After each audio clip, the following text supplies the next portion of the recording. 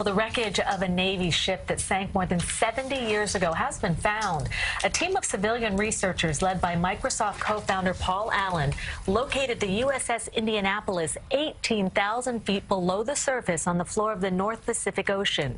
The ship played a critical role in the bombing of Hiroshima before being sunk by Japanese torpedoes in 1945.